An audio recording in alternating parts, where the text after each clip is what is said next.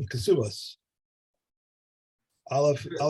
First, we've got the Chazara on the last Mishna in Yavamas. Unless you want to, we can do the first two in Kesubos, seeing as you've got it open if you like. Okay. Aleph Gimel.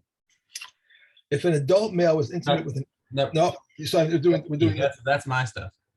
Right. Aleph. Yeah. A virgin is married on Wednesday and a widow on Thursday. For twice a week, the courts are in session in the towns on Mondays and Thursdays. So if that he had a claim concerning her virginity, he would go early the next morning to court. The Kesubos of a virgin is 200 zuz, and that of a widow is 100. A virgin who is a widow, divorcee, or had performed chalitza after Erisin, in all these cases, their Kesubos is 200, and a claim concerning their virginity can be lodged against them. A proselyte, a captive, or a slave who were ransomed, converted, or emancipated under the age of 3 years and 1 day, their ketubah is 200 zuz, and a claim concerning their virginity can be lodged against them. Okay. Now, new stuff. A gadol sheba'ala ketana. So what happens if an adult male has relations with a girl under 3 years old? Okay, aside from the legal aspect of it, it's not considered to have damaged her basilim because the presumption is that she's still going to develop further. Right. Okay, and that means that we leave her with her claim of basilim. But katan sheba'ala gedola, and similarly, if an adult woman had relations with a boy under 9 years old, then it's not considered a bia, and we presume that he doesn't break her hymen. So umukas 8. Similarly, now this is the Rabbi Meir adds in that a mukas 8 is a woman whose hymen was broken through an accident, which they bring here where the being hit by a piece of wood is kind of emblematic of all other kinds of accidents that might happen that his hymen is broken through non-sexual contact. Okay. Kesubos and masayim divrei Rabbi Meir. So all of these cases, says Rabbi Meir, they're considered as if they're basulos, and they are and they get the full 200 zuz in the kesubah. They disagree about the mukas 8. They say if she's had an accident, if we know for sure that her hymen is broken, then she can't claim the 200 maneh because then she's also indemnifying herself effectively against a claim of basilim. And as far as Chachamim are concerned, the 200 zuz is contingent on making herself vulnerable to a tainus basilim. Okay. So the halacha follows the Chachamim. Mishna Daled, Basula almana grusha v'chalutza min hanisun. So if you have a virgin who is a widow or a divorcee or is a chalutza, but this is from the nisuin. So we spoke before about a woman who had been widowed before she had reached the chuppah. But now we're talking about a situation where, for example, they're walking away from the chuppah. They've been in full public view the entire time, and they're walking towards the yichud room, and Rahman al-Islam, her husband, drops dead of a heart attack on the way to the yichud room. They've been in front of 100 people, up until this time. Everyone will testify that they've not had relations. Okay. Nonetheless, Kesubos and maneh, we don't make any exceptions to the rule. If she's a widow from the chuppah, then even if we know that she's a basula, she has no tainus basula. Okay, it's 100 zuz, and there's no tainus basula. Hi, Gioris. So I just want to say, so the widow or divorcee, she's coming out of the chuppah. They haven't lived together. No, but that's right. Yeah. But she has no children, so if there's a brother there, someone has to do chalitza. Someone has to perform chalitza. Yes, that would be the case if there is a brother. But let's just say let's leave Yibum out of the question. Right. Because we're dealing with Kesubos now, not Yavamas. Right. Okay. So let's say there's no brothers. Now she wants to remarry. She gets her new Kesubah. I mean, obviously she gets her 200 zuz from her first husband. But the second husband now that she goes to will only give her 100 zuz, even though she should really be considered a basula. But they didn't make any exceptions. They said we draw the line at the point where she's gone to the chuppah, because and it starts getting a bit woolly. They went into the yichud room, and 1 second later he died. Yeah. Okay. How many seconds do you want? Do you want like somebody with a stopwatch there sitting to see how long have they been alone inside the yichud room? So no, it's just that they just draw the line over there. Okay. Okay. Hagioris v'hashvuya v'shivcha. What about a convert? Okay, or converts whether it's like for conversion or from a freed slave, or a woman who was kidnapped by goyim and released. And they came out of their situation older than 3 years old. All of these cases, they're considered in a presumption that they've had relations with somebody, and therefore we don't investigate. We just say 100 zuz, finished. That's their kesubah, and the husband has no tainus pesulim. He knows what he's getting into when he writes a kesubah of 100. He can't come and claim, that this is now a mistake. He didn't realize she wasn't a virgin. Yeah. Now there was a practice apparently in the time of the Mishna, where in the land of Yehuda, where the chassan would come to eat by his in-laws, and they would leave him alone with his wife, even though they haven't gone to the chuppah yet. So this is during the stage of Eresin, while they're like the year in between the Kiddushin and the chuppah. So apparently they had a practice, rightly or wrongly, that they would leave the Chassid of color alone, okay, without witnesses. Then we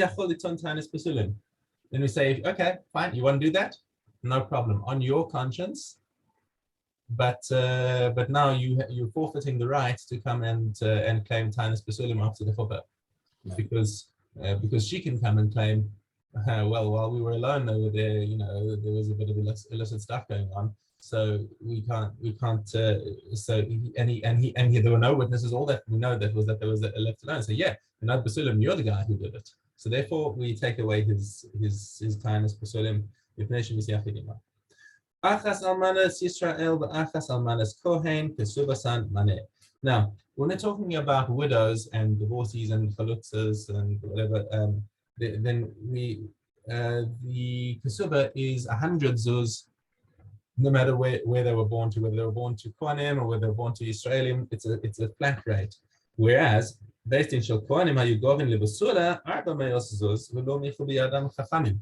But a Bas Kohen gets a kesubah 400, right? Because she's got the yichus. She's coming from a Kohen family. It's a big kavod to marry a girl from a Kohen family, and therefore, with her extra yichus, they would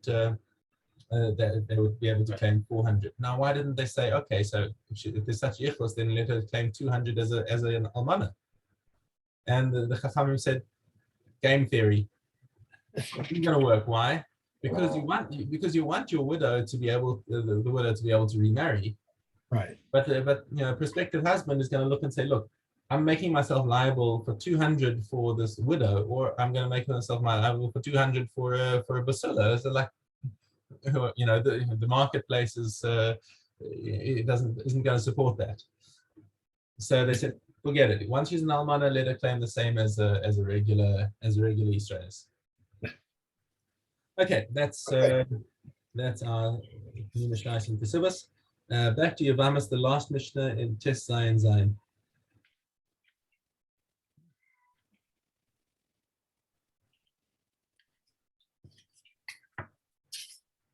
Tes Zayin Vav, you said, right? No, Zayin. Zayin. Tes Zayin Zayin. Yeah, I heard Vav. Rabbi Kiva said, when I went down to the Hardea to fix the leap year, I encountered Nechama of Beis Deli. He said to me, I have heard that in Eretz Israel, they do not permit a woman to be married by the testimony of a single witness, except for Rabbi Yehuda ben Bava, who said, and I said to him, this is correct. And he said to me, tell them in my name, you know that the country is in turmoil because of ravaging troops. I have a tradition from Rabbi Gamliel, the elder, that we permit a woman to marry by the testimony of a single witness. When I came and presented the matter before Rabbi Gamliel, he rejoiced at my words and said, we have found a companion for Rabbi Yehuda ben Bava. As a result of the exchange, Rabbi Gamliel recalled that some men had once been killed in Tel Azar, and Rabbi Gamliel, the elder, had permitted their wives to remarry on the testimony of a single witness. It then became established to permit remarriage on the testimony of a single witness, and it became established to permit remarriage on the testimony of one witness quoting another, and on the testimony of a slave, a woman, and a slave woman. Rabbi Eliezer and Rabbi Yeshua say, we do not permit a woman to be married by the testimony of a single witness. And Rabbi Akiva says, not by the testimony of a woman, a slave woman, or relatives. They said to him, there was once an incident where some Levium journeyed to Zoar and the city of date palms, and one of them fell ill during the journey, and they brought him to an inn.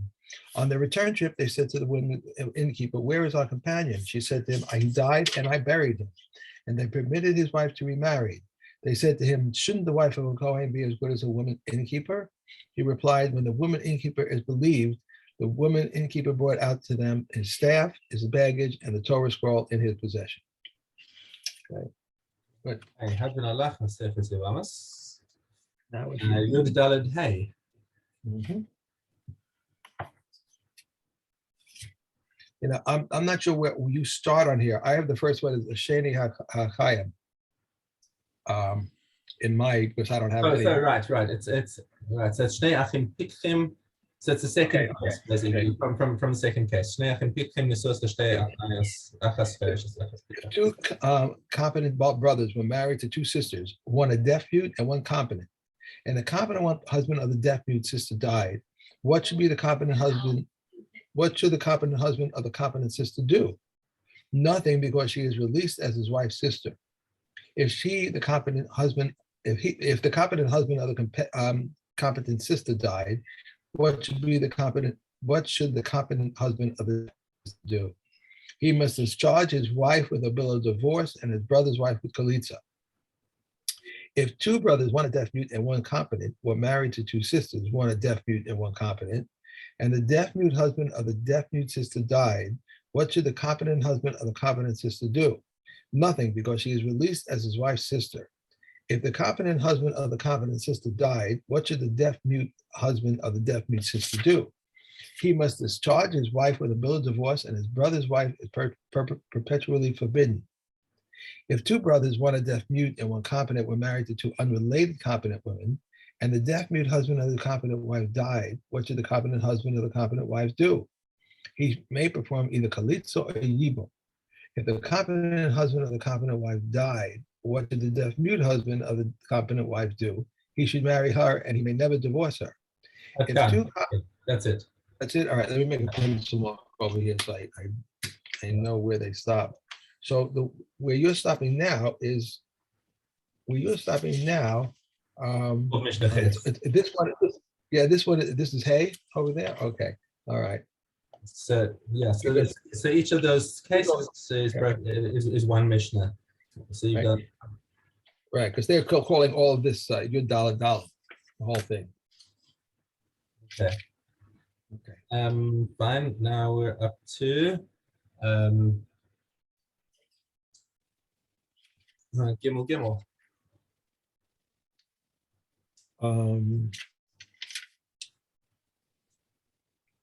I just left off where he may never divorce her. The next one says, if two competent brothers were married to two unrelated women, one competent and one a deaf mute, and the competent husband of the deaf mute wife died, what should the competent husband of the competent wife do?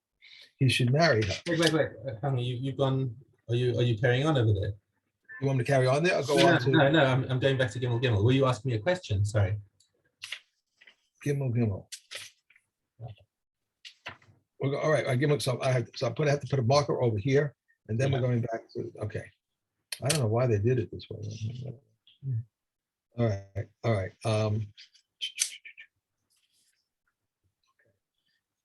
Okay, all right.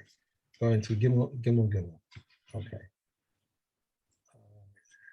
It's very confusing.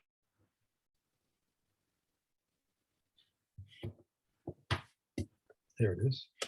Okay. Gimel. If three of them, if one of them was forbidden to one brother by the Ereva prohibition, and the second one was forbidden to the other brother by the Ereva prohibition, the one forbidden to this brother is permitted to the other brother, while the one forbidden to that brother is permitted to this brother. This is what was meant by the statement, if her sister is a fellow Yuvama, she may either perform Kalitzo or be taken in Yibam.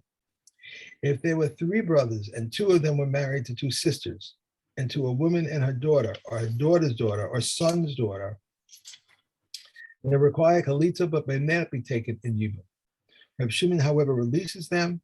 If one of them was forbidden to him by the Erva prohibition, he is forbidden to her but permitted to her sister. If it was a prohibition by commandment or because of sanctity, she requires Kalitza but may not be taken in Yibam. If there were three brothers and two of them were married to two sisters, while one was unmarried, if the husband of one of the sisters died and the unmarried one performed Mama with her, and then his second brother died, Beis Shammai says his wife remains with him while the other is discharged as his wife's sister. But Beis Hillel says he must send away his wife with both a divorce, a Kalitza, and his brother's wife with Kalitza. And about this it was said, woe unto him concerning his wife, and woe unto him concerning his brother's wife. Okay. Oh, my cat is going crazy out there screaming. So let me just, all right, let me put this over here. So it's going to be confusing tomorrow. Okay, Yoma.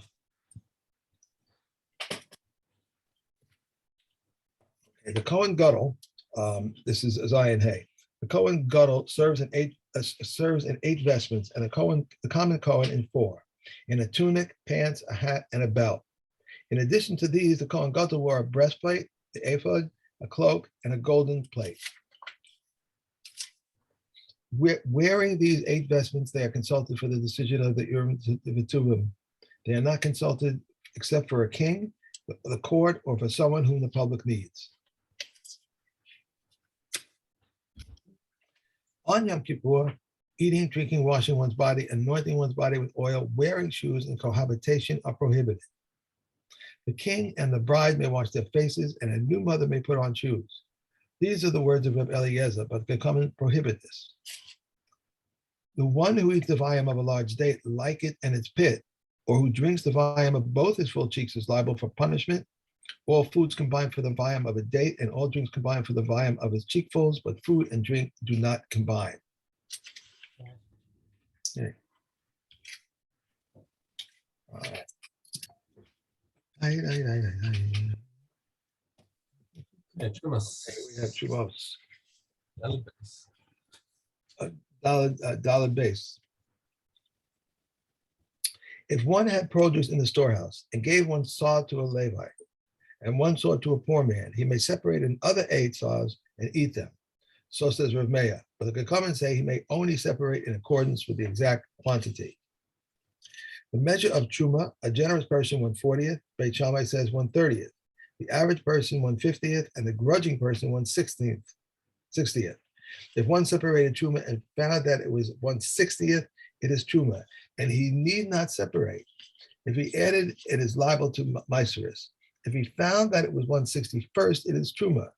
But he must separate again according to its custom by measure, weight, or number. And Yehuda says, even from that which is not close by. If one says to his agent, go and set aside Truma, he must separate according to the owner's mind. If he does not know the owner's mind, he separates according to the average person, 1/50th. If he gave 10 less or more, his Truma is Truma. If he intentionally added even only 1, his Truma is not Truma. That he's violating his deal as a shaliach.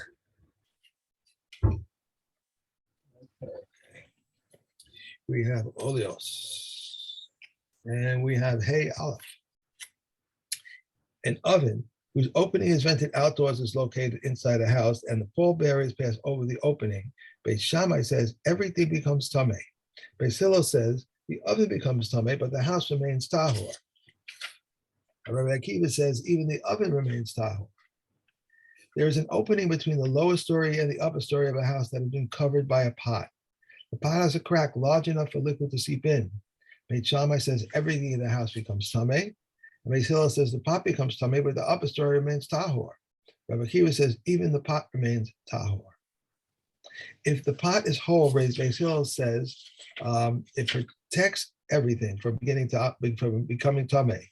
However, Beis Shammai says it protects only food, liquids, and earthenware. And Beis Hillel subsequently ruled like Beis Shammai. That was the same deal. Remember where Beis Hillel and Beis Shammai had the argument about a kli cheres that's sealed, Right. What it protects, and we said it only protects food and other kli cheres, food and drink and other kli cheres inside because of the problem with the amei haaretz. Right. Okay. We don't trust. Yeah, and so it's the same deal with the cheres is blocking tumah inside the ohel. We have exactly the same forces at work that the Am Haaretz thinks it's tahor, and therefore he says no, it shielded everything else. And right. Okay, Gimel. Yeah. The insides of a melon and that which is cut from a vegetable are truma. Oh no, I don't understand again. The insides of a melon and that which is cut from a vegetable, they are truma. Reb Dosa permits their consumption by non-kohanim, but the Kekuvot prohibit their consumption by non-kohanim. 5 sheep, each of which is shorn of wool that weighs a mana and a half, are subject to the law of the first fleece. But these are the words of Reb Dosa. But the Kekuvot say 5 sheep shorn of wool that weighs any amount are subject to the obligation. All rush mats are capable of becoming tameh with corpse tumah. These are the words of Reb Dosa. But the Kekuvot say rush mats can contract tumas midrash. All braided threads are tahor, except for those of a braided belt. These are the words of Reb Dosa. But the Kekuvot say all braided threads are capable of becoming tameh, except for those of the cord used by wool dealers. And a sling whose holder is made of woven cloth are capable of becoming tameh. But if the holder is made of leather, Reb Dosa tahor. But the common rule, it's tameh. If its finger hold splits, it is tahor. But if the part of the cord that is the user holds breaks, the sling retains its ability to become tameh. Okay. Good. Ad done. Okay. I have a question if you have a moment.